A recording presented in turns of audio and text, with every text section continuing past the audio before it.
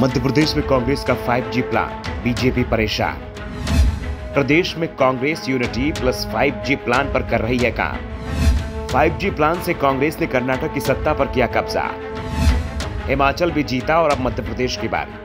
मध्य प्रदेश में इस साल के आखिरी में विधानसभा चुनाव होने हैं और कांग्रेस की तैयारियों ने बीजेपी की नींद उड़ा दी है। शिवराज सिंह चौहान एक के बाद एक घोषणाएं कर रहे हैं। जिन घोषणाओं को बीजेपी रेवड़िया बोलती थी, अब वो रेवड़िया शिवराज मध्य प्रदेश में बांट रहे हैं। दरअसल बीजेपी की नींद कांग्रेस के यूनिटी प्लस 5G प्लान ने उड़ा रखी है। कांग्रेस का ये प्लान काम कर गया तो मध्य प्रदेश की सत्ता भी उसके हाथ में आ जाएगी।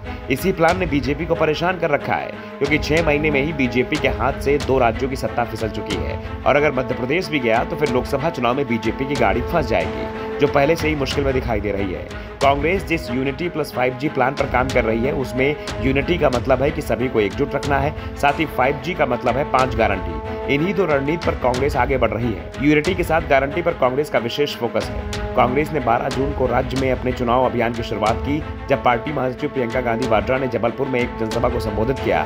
इससे पहले प्रियंका गांधी ने हिमाचल प्रदेश और कर्नाटक की तर्ज पर 5 वादों की घोषणा की, जहां कांग्रेस ने विधानसभा चुनाव में जीत हासिल की। पार्टी ने सत्ता में आने के बाद वादों को पूरा करने के लिए काम भी शुरू किया, जिससे मतदाताओं को संदेश गया कि केवल वादे नहीं है, बल्कि इन्हें धरातल पर उतारा भी जा रहा है। कांग्रेस नेता राजस्थान और छत्तीसगढ़ का उदाहरण भी दे रहे हैं, जहां चुनाव के दौरान लोगों से किए गए वादों को पूरा किया गया। इस तरह की गारंटियों को पूरा करने का वादा पार्टी के लिए काम कर गया तो प्रदेश में सत्ता बदल जाएगी। प्रदेश कांग्रेस में यूनिटी भी दिखाई दे रही है। पूर्व मुख्यमंत्री कमलनाथ और पार्टी के दिग्गज नेता दिग्विजय सिंह तालमेल बना हुआ है। अपनी व्यक्तिगत महत्वाकांक्षाओं को दूर रखकर ये लोग पार्टी को सत्ता में लाने की कोशिश में जुटे हुए हैं। कमलनाथ जिलों पर ध्यान केंद्रित कर रहे हैं तो दिग्विजय सिंह विधानसभा स्तर पर ध्यान केंद्रित कर रहे हैं और वहां कार्यकर्ताओं को लामबंद कर रहे हैं। और इस जोड़ी से कांग्रेस को बीजेपी के गढ़वाले इलाकों में भी मदद मिल रही है। खासतौर पर ग्वालियर रीजन पर कांग्रेस का फोकस बना हुआ है।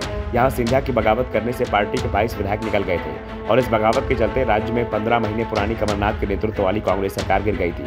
ऐसे में पार्टी का ध्यान ऐसे उम्मीदवारों पर है जो वफादार हों। कांग्रेस ने अभी से उम्मीदवारों का चयन पर काम करना शुरू कर दिया है।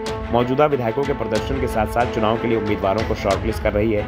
टिकट सिर्फ उसे ही दिया जाएगा जिसमें चुनाव जीतने की क्षमता होगी। पार्टी के पुराने नेताओं को अगर उनमें जीतने की क्षमता नहीं है तो सत्ता मिलने पर उन्हें महत्वपूर्ण जिम्मेदारी सौंपी जाएगी। कांग्रेस को अपनी एकजुटता के साथ ही बीजेपी गुटबाजी से भी फायदा पहुंचने की उम्मीद दिखाई दे रही है। कांग्रेस नेताओं का दावा है कि इस समय बीजेपी विभाजित घर जैसी पार्टी बन गई है। पहले से ही बीजेपी में कई गुट बने हुए थे और सिंधिया के पहुंचने से एक ताकतवर गुट और बन गया। ये बीजेपी में गुटबाजी ही है, जिसके चलते कांग्रेस के ताकतवर नेता जो सिंधिया के साथ बीजेपी में चले गए थे, आज वापस लौट रहे हैं। बीजेपी गुटबाजी बैजनाथ यादव सहित राज्य में सत्तारूढ़ के कई नेताओं के पलायन के कारण बन रही है। कांग्रेस अब राज्य बीजेपी सरकार की विफलताओं पर अभियान शुरू करने की तैयारी में है।